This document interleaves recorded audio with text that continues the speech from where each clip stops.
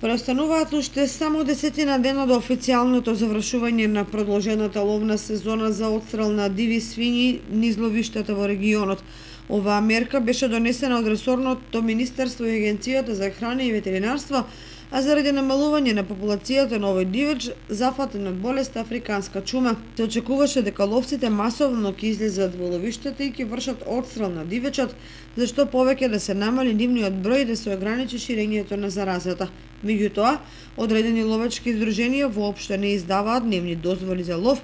а други, иако издаваа, ловците не пројавија соодветен интерес. Како што сега стојат работите по завршувањето на сезоната, ќе остане природата да ги подрасчисти состојбите по природна селекција, што може да значи целосно уништување на свинскиот фонд во ловиштата или пак заразата сама по себе да стигне на зафатените територии. До стартот на новата редовна ловна сезона преостануваат уште 6 месеци, период во кој надлежните можат да ги согледаат состојбите на терен